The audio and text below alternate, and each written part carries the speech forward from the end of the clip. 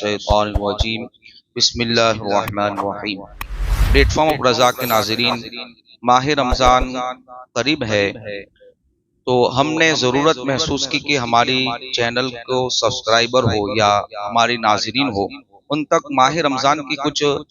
روزوں کے اہم مسائل کو پیش کر دیتے ہیں۔ روزہ فرض ہے اور اس کی انکار کفر ہے، نہ رکھنے والا سخت گنہگار ہے۔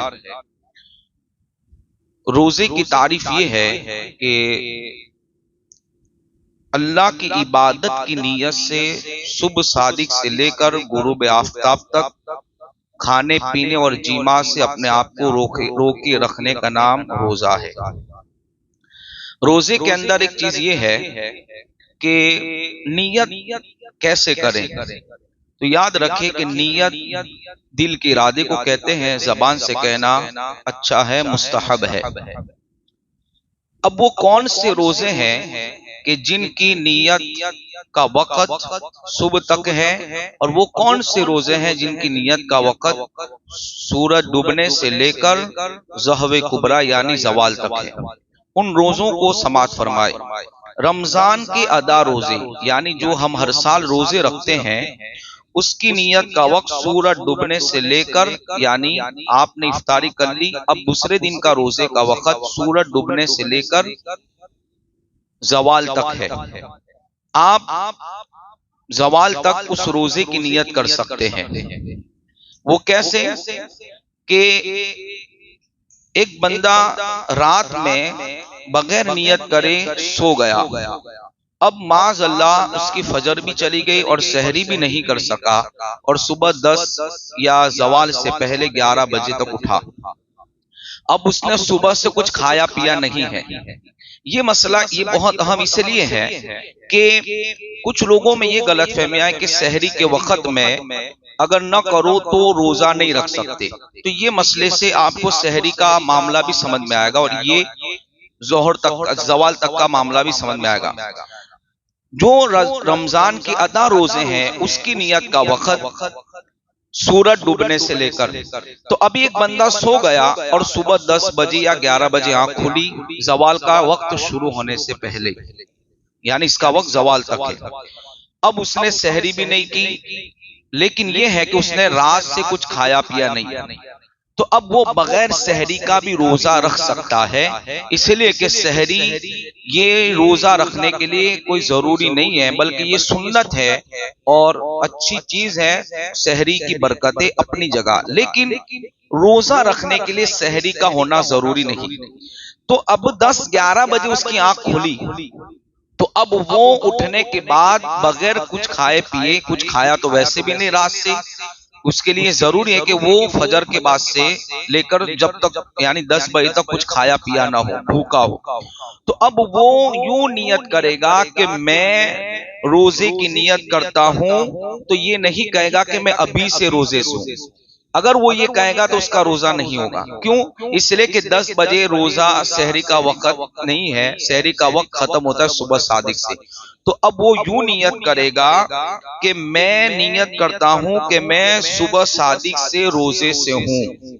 یہ لفظ بولے گا وہ کہ میں صبح صادق سے روزے سے ہوں۔ اگر اس نے یہ کہا کہ میں ابھی سے روزے سے ہوں تو اس کا روزہ نہیں ہوگا، اس لیے کہ صبح صادق کے بعد روزے کا یعنی سحری کا وقت ختم ہو جاتا ہے، اگر کوئی کھا پی لے تو اس کا روزہ ہوتا نہیں۔ تو یہ جملہ یاد رکھے کہ وہ 10-11 بجے زوال سے پہلے اٹھا، سحری نہیں کر سکا اور روزہ رکھنا ہے، تو یوں کہے گا کہ میں صبح صادق سے روزے سے ہوں۔ یہ رمضان کے روزہ نظر معین، یعنی کسی نے نظر مانی کہ میں یہ کام ہوگا تو روزہ رکھوں گا، تو اس کی بھی نیت کا وقت زوال تک ہے۔ سنت روزے یعنی جو سنت ہے، نفل روزے جو دنوں اور دنوں میں رکھے جاتے ہیں، تو ان سب روزوں کی نیت کا وقت سورج ڈوبنے سے لے کر ظہو کبریٰ یعنی زوال تک ہے۔ اسی طرح روزہ یہ ہو گیا نیت کی بات۔ اچھا، ایک یہ بھی ہوتا ہے کہ سحری کے وقت ہم اٹھے،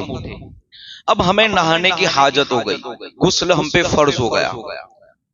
اور رمضان کے اندر گرم چیزیں کھانے پینے سے یہ پرابلم ہوتی ہے کہ وہ غسل فرض ہو جاتا ہے، احتلام ہو گیا، تو احتلام ہوا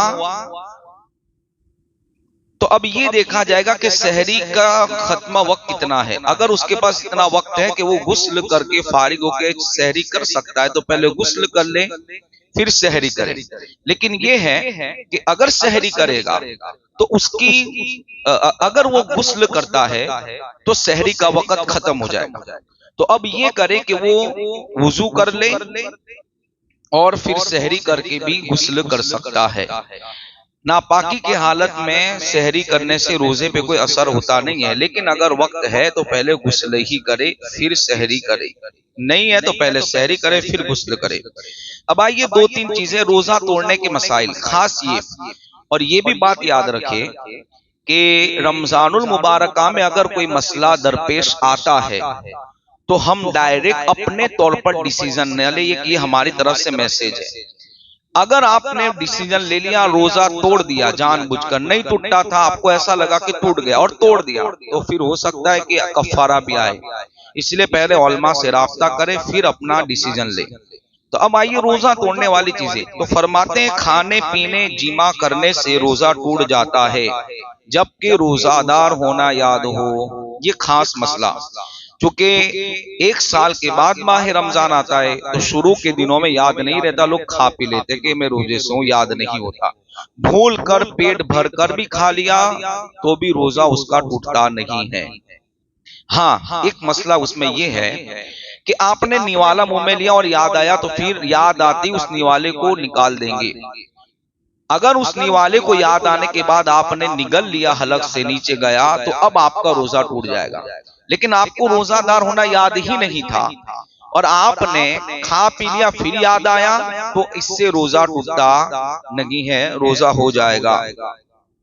حقہ، سگریٹ، بیڑی، یہ ساری چیزوں سے بھی روزہ ٹوٹ جاتا ہے۔ یہ بھی ہم